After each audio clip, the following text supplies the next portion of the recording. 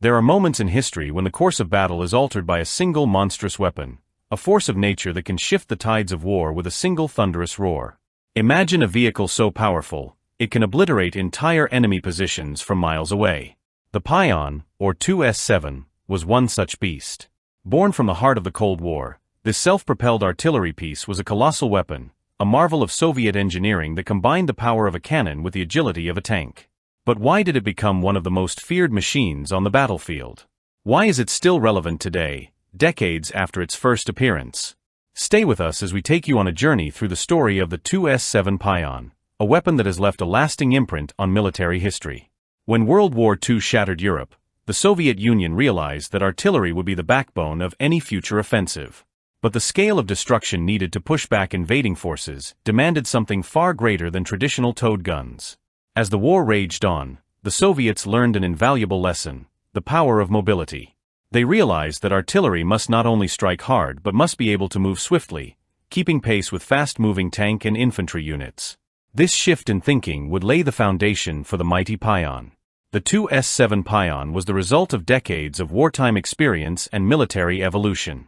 Introduced in 1976, this colossal self-propelled gun was designed to give Soviet forces the edge in firepower, able to strike targets deep behind enemy lines with unparalleled precision. What made the Pion so special wasn't just its size, it was the perfect blend of firepower and mobility, making it a true weapon of war that could traverse the battlefield with the agility of a tank. Its core was built upon the chassis of the T-80, one of the Soviet Union's most advanced main battle tanks. This allowed the Pion to carry a massive 203mm gun while retaining the speed and maneuverability needed for battlefield supremacy.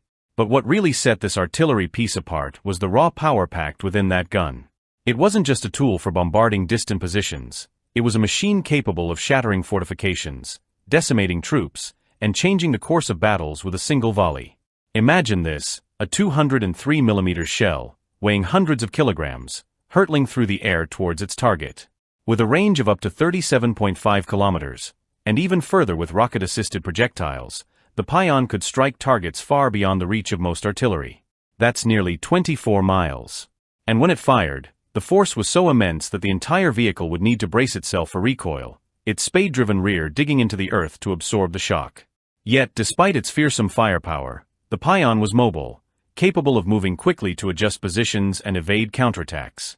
To fully appreciate the 2S7's power, let's break down its components. The 203mm 2A44 howitzer that sat on top of the T-80 chassis was capable of firing a variety of shells, each designed for different battlefield needs. The regular shells could destroy enemy artillery positions, while specialized rounds could obliterate entire buildings or even armored targets. The gun's firing range, depending on the type of shell used, could reach 47 kilometers with rocket-assisted projectiles. That's a tremendous distance, allowing the Pion to provide support without exposing itself to danger. However, what truly set the Pion apart from other artillery systems was its flexibility. The gun could traverse left or right 15 degrees without moving the entire vehicle, making it much easier to adjust its aim during a battle. And when it came to elevation, the gun could adjust from 0 to 60 degrees, enabling it to engage both close-range and distant targets with incredible precision. But the Pion wasn't just a marvel of design, it was a force that left its mark on the battlefield. With a crew of 14, 7 aboard the vehicle and the rest in a support vehicle, the 2S7 was a well-coordinated machine. While the front cabin provided protection for the command crew, the rest of the gunnery team had to operate exposed at the rear of the hull. This made them vulnerable, especially in areas affected by nuclear, biological, or chemical warfare.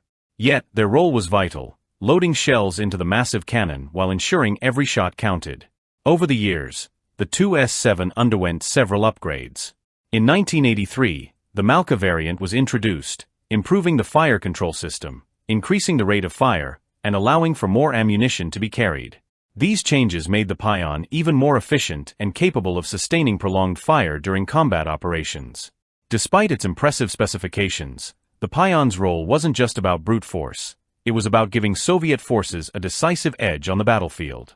Whether supporting infantry advances or backing tank operations, the Pion could provide precision strikes from miles away, giving commanders the confidence to push forward, knowing that the heavy artillery support was there when needed.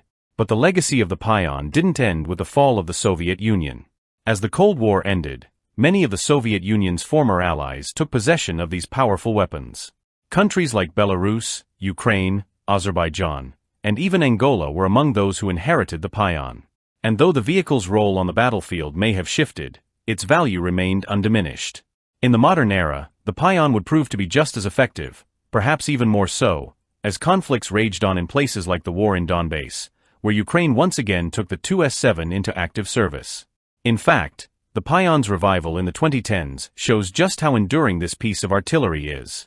After lying in reserve, many of Ukraine's Pion vehicles were refurbished and returned to service in the ongoing conflict against Russian-backed forces. At one point, Ukraine had nearly 100 of these colossal guns in active use, a testament to the enduring relevance of the 2S7 Pion. The 2S7 has remained a force to be reckoned with, not only due to its powerful gun but also its versatility in modern warfare.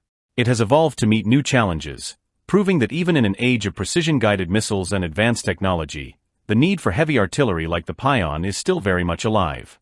Its role in the modern world is a testament to the ingenuity of the engineers and military strategists who developed it. The 2S7 Pion might seem like an artifact from a bygone era, but it is a weapon that remains relevant, capable of devastating power and precision on the modern battlefield. The legacy of the Pion continues to shape how artillery is used today, ensuring that this monumental vehicle is never forgotten.